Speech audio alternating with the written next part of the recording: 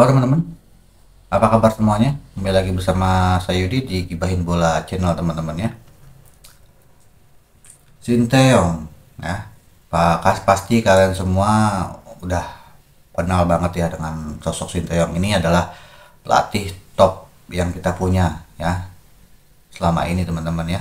Dia sudah banyak membantu Indonesia ya, merubah Indonesia ya menjadi timnas yang lebih baik ya dari sebelumnya teman-teman, dan banyak melakukan perubahan dan inovasi-inovasi ya di timnas Indonesia itu sendiri, sehingga banyak sejarah yang diciptakan di event-event tertentu teman-teman ya di era Sinteyong ini. Dan juga walaupun kita tidak pernah meraih trofi, tetapi sedikit demi sedikit ya permainan Indonesia dan juga kedalaman skuad Indonesia itu semakin baik teman-teman ya semenjak diasuh oleh Sinteyong ini teman-teman ya. Nah, berbicara tentang Sinteyong ya, Sinteyong ini memulai masa kepelatihan profesional dia di tahun 2008 teman-teman. Nah, di 2008 ini dia banyak bertemu dengan pelatih-pelatih top dunia ya, sehingga pengalaman dia melatih ya itu sudah tidak diragukan lagi, dan juga mental dia sudah mulai kuat, karena dari situlah ya dia bisa menjadi juru taktik hebat di Indonesia ya maupun di Asia dan juga di dunia teman-teman ya. Nah, selama di tahun 2008 ini ya Sinteyong pernah bertemu dengan pelatih-pelatih top dunia teman-teman ya. Dan juga Sinteyong ini juga pernah merasakan bertemu dengan pelatih yang benar-benar bisa dibilang pelatih nomor satu dunia teman-teman ya. Mungkin nanti kita bahas ya. Nah, siapa aja kah pelatih-pelatih timnas pelatih-pelatih dunia yang pernah mengalahkan Sinteyong ya di masa kepelatihannya dari 2008 sampai dengan 2024 ini ya teman-teman ya. Baik, yang pertama adalah Hervé Renard. Hervé Renard ini melambung namanya di tahun 2012 dikarenakan Hervé Renard ini membawa timnas Zambia yang menjadi juara Piala Afrika 2012 teman-teman. Nah, ini sangat mengejutkan teman-teman, karena di Afrika sendiri ya banyak timnas-timnas yang notabene lebih peringkat lebih bagus dan juga menjadi langganan juara Piala Afrika seperti Kamerun ya, Pantai Gading, Ghana, dan yang lainnya teman-teman. Jadi secara mengejutkan Hervé Renard ini membawa Zambia menjadi juara Piala Afrika tahun 2012. Dan 3 tahun berselang Hervé Renard ini membawa ya Pantai Gading menjadi juara kembali di Piala Afrika 2015 ya. Jadi setelah membawa Zambia juara Piala Afrika 2012, 3 tahun berselangnya Hervé Renard membawa Pantai Gading juara Piala Afrika 2015. Di medio 2017 ya Hervé Renard yang membawa Arab Saudi ya. Jadi dia melatih Arab Saudi itu dari 2017 sampai dengan kemarin Piala Dunia 2022 ya. Arab Saudi itu menang 2-1 melawan Argentina, itu adalah asuhan dari Hervé Renard itu sendiri teman-teman ya di Piala Dunia. Nah, Hervé Renard ini pernah bersua dengan Korea Selatan ya. Waktu itu Hervé Renard ini membesut timnas Maroko ya dan mengalahkan Korea Selatan yang waktu itu diracik oleh Sinteyong dengan skor 3-1 teman-teman. Ya, jadi Sinteyong ini pernah dikalahkan oleh Hervé Renard dengan skor 3-1 waktu itu melatih Maroko ya. Nah, kemudian ada lagi pelatih yang kedua adalah Branko Ivankovic. Nah, pelatih asal Kroasia ini adalah pelatih yang pernah mengantarkan Iran U23 menjadi juara di Asian Games 2022 teman-teman ya. Nah, ia juga pernah membawa tim Shandong Luneng ya Liga Cina yang menjadi juara Liga Cina, dan juga membawa Persepolis ya mendominasi Liga Iran ya teman-teman ya. Hingga yang terakhir adalah membawa Dinamo Zagreb 2 kali juara Liga Kroasia teman-teman. Nah, pelatih asal Kroasia ini pernah mengalahkan Sinteyong ya di laga uji coba pada tanggal 21 Mei 2021, yaitu ketika timnas Oman yang dilatih oleh Branko Ivankovic ini mengalahkan Indonesia yang dilatih oleh Sinteyong dengan skor 3-1 teman-teman. Itu dalam partai uji coba ya teman-teman ya. Nah, kemudian yang ketiga adalah, nah ini pelatih yang belum lama ini pernah kita ketemu teman-teman ya. Belum lama ketemu, 2 kali kita ketemu ya. Yaitu adalah Jesus Casas, pelatih asal Spanyol ini sebenarnya tidak terlalu mentereng banget teman-teman ya, memiliki sejarah panjang sebagai pelatih, tapi ia pernah menjadi asisten pelatih di timnas Spanyol teman-teman selama 4 tahun dari 2018 sampai 2022 teman-teman ya. Nah, semenjak ditunjuk lagi pelatih Irak ya pada tahun 2002, Jesus Casas ini banyak memenangkan partai domestik ya, yaitu di King Cup 2023 dan Arabian Gulf Cup 2023 ya. Jadi di awal masa pelatihannya Jesus Casas ini dia sudah meraih 2 trofi ya teman-teman.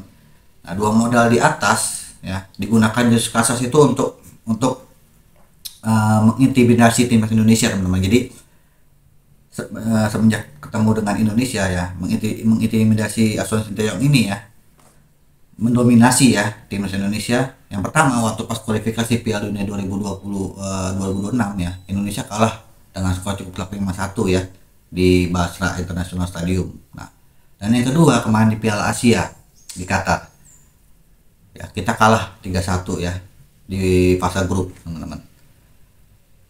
Jadi ini membuktikan bahwa Sinteyong selain pelatih yang hebat ya di taktik, dia pernah merasakan bertanding dengan pelatih-pelatih top dunia teman-teman ya. Nah, yang ketiga ini adalah yang belum lama juga ya, adalah Graham Arnold, pelatih dari Australia ini teman-teman ya. Masuk dalam pelatih top teman-teman karena dia sanggup mengatakan timnas Indonesia lolos ke 16 besar teman-teman ya di Piala Dunia 2022 kemarin ya. Itu sesuatu yang dicetak. Jadi Piala Australia ini ya lolos di 2012 ini adalah penerus dari Gus Hiddink. Sebelumnya Gus Hiddink juga pernah membawa Australia ya, The Scholars ini lolos ke 16 besar Piala Dunia 2026 ya yang edisi sebelumnya. Jadi Graham ini merupakan pelatih termasuk pelatih top dunia karena dalam Piala Dunia dia meloloskan Australia di 16 besar ya teman-teman ya. Nah, Graham ini baru saja membantai Sinteyong tepatnya di Piala Asia 2023 ya di 16 besar ya waktu itu ya dengan skor 4-0 teman-teman. Walaupun kita mencetak sejarah ya di Piala Asia kemarin, kita dibantai oleh tim asuhan dari Graham Arnold ini ya dengan skor 4-0 teman-teman. Jadi Graham Arnold ini juga merupakan suksesor dari Gus Hiddink teman-teman ya di Sakaros ya, karena dia banyak prestasi yang dibuktikan semenjak peninggalan Gus Hiddink teman-teman. Nah, yang keempat adalah yang terakhir adalah Rafael Benitez. Nah, kalian semua pasti tahu dan sudah tidak asing lagi ya dengan namanya Rafael Benitez yang notabene banyak melatih liga-liga top Eropa teman-teman ya. Nah, Sinteyong juga pernah nih ketemu dengan Rafael Benitez. Nah, di mana ya ketemunya? Kapan itu? Nah, ini sosok dari Rafael Benitez ini adalah pelatih terbaik yang pernah ada di dunia teman-teman. Pertama kali ia pernah mengantarkan kuda hitam Valencia juara Liga Spanyol dan Liverpool kampion Liga Champions teman-teman. Nah, pelatih asal Spanyol ini ya pernah bertemu dengan Sinteyong di semifinal Piala Dunia Klub 2010 waktu itu. Saat itu Rafael Benitez menangani Inter Milan dan Sinteyong menangani Seongnam FC ya. Nah, di Piala Dunia Klub 2010 ini Rafael Benitez bertemu dengan Sinteyong teman-teman ya. Nah, hasilnya Inter Milan racikan dari Rafael Benitez itu menang 3-0 teman-teman atas Seongnam FC yang diasuh oleh pelatih Sinteyong teman-teman. Nah, maka dari itu setelah mengalahkan Seongnam FC, Inter Milan menjadi juara di final Piala Dunia Klub 2010 teman-teman. Ya, dan terakhir menang atas TP Mazembe ya.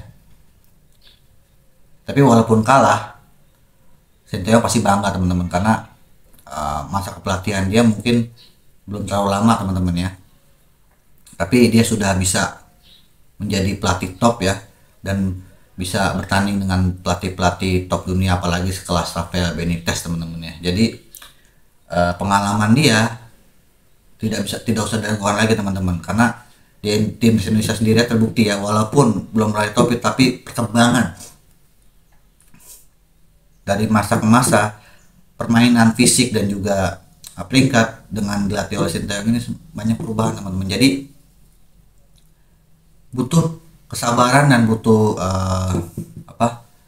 waktu ya teman-teman agar ST ini bisa fokus untuk membangun timnas Indonesia lebih kuat lagi ya, dan lebih berjaya lagi ke depannya nanti di ajang-ajang berikutnya di mata dunia teman-teman. Jadi kita sebagai pecinta sepak bola timnas itu tidak usah ragu untuk kemampuan dari Sinteyong, karena di era kepelatihan dia dari 2008 ini banyak kok dia bertemu dengan pelatih-pelatih top dunia ya, walaupun itu dikalahkan dengan skor yang cukup, tapi itu menjadi pengalaman ya, modal tersendiri bagi ST bahwa dia tuh pernah, apalagi terakhir dia pernah mengalahkan Jerman ya di Piala Dunia itu.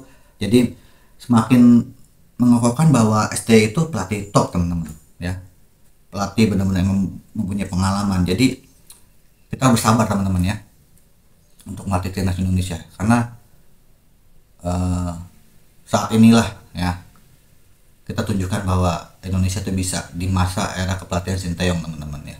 Biarlah Sinteyong bekerja ya, biarlah Sinteyong bertanggung jawab atas apa yang sudah dia lakukan, atas apa yang sudah dia tunjukkan ya.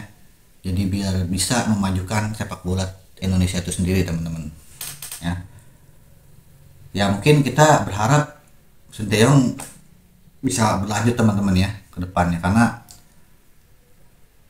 kalau misalkan setelah dari Sinteyong belum tentu ya kita bisa sebagus ini lagi, karena membangun timnas Indonesia itu tidak mudah teman-teman, harus butuh waktu dan harus menyatukan ya kultur dan juga permainan dari Indonesia itu sendiri teman-teman. Jadi kita sebagai timnas Indonesia pecinta sepak bola ya harus selalu dukung tim Sinteyong dan juga selalu bersabar ya atas prestasi yang akan didapat oleh timnas itu sendiri teman-teman. Oke teman-teman, sekian konten dari saya ya. Apabila ada kesalahan saya mohon maaf ya. Jangan lupa di subscribe, di like dan di komen channel ini agar bisa berkembang dan bisa memberikan informasi terbaru tentang sepak bola Indonesia teman-teman ya. Sekian dulu, saya Yudi, salam olahraga.